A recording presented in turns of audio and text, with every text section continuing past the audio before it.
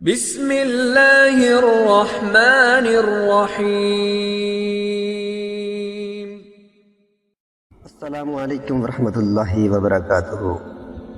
ناظرین گرامی، آج ان آیات کا وظیفہ لے کر آپ کی خدمت میں حاضر ہوا ہوں۔ یہ صحابہ کرام اور اہل بیت کا آزمودہ وظیفہ ہے۔ قرآن کریم کی ان آیات میں رزق، مال و دولت کا سمندر چھپا ہے۔ سورہ المومنون کی آخری 4 آیات۔ ناظرین محترم، سب سے پہلے آپ میرے ساتھ مل کر ان آیات کی ایک دفعہ تلاوت سن لیں۔ اس کے بعد ان آیات کی فیض و برکات اور اس عمل کے بارے میں تفصیل سے بات کریں گے۔ اس لیے آپ سے گزارش ہے کہ ویڈیو کو آخر تک ضرور دیکھیں۔ پہلے ان آیات کو سماعت فرما دیں۔ اعوذ باللہ من الشیطان الرجیم، بسم اللہ الرحمن الرحیم۔ افحسبتم انما خلقناکم عبثا وانکم الینا لا ترجعون۔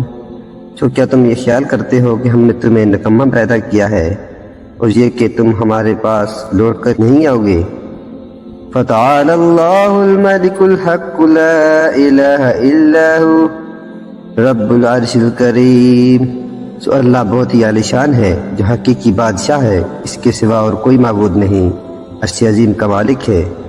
وَمَن يَدْعُ مَعَ اللَّهِ إِلَٰهًا آخَرَ لَا بُرْهَانَ لَهُ بِهِ فَإِنَّمَا حِسَابُهُ عِندَ رَبِّهِ إِنَّهُ لَا يُفْلِحُ الْكَافِرُونَ۔ اور جس نے اللہ کے ساتھ اور معبود کو پکارا جس کی اس کے پاس کوئی سند نہیں، تو اس کا حساب اسی رب کے ہاں ہوگا، بے شک کافر نجات نہیں پائیں گے۔ وَقُلْ رَبِّ اغْفِرْ وَارْحَمْ وَأَنْتَ خَيْرُ الرَّاحِمِينَ۔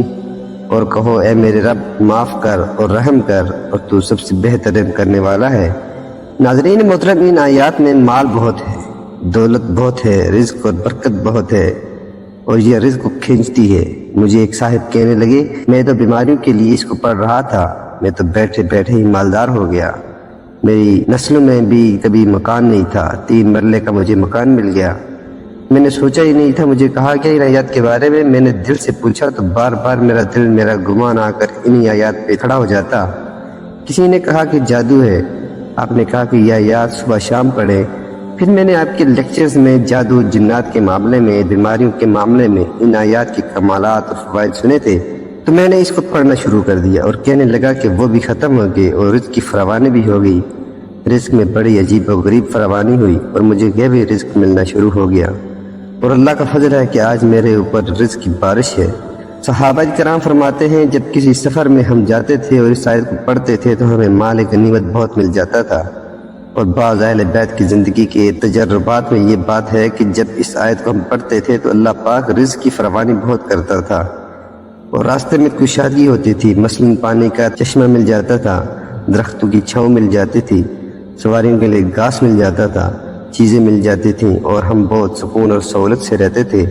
ان آیات سے اللہ پاک رزق کے تمام دروازے کھول دیتے ہیں، اور ایسی ایسی جگہ سے رزق ملنا شروع ہو جاتا ہے کہ آپ کے وہم و گمان میں بھی نہیں ہوتا۔ جتنا زیادہ ممکن ہو سکے صبح شام ان آیات کا وظیفہ کریں، اور اللہ تبارک و تعالیٰ سے دعا کریں کہ اللہ پاک بے حساب رزق عطا فرمائیں گے انشاءاللہ۔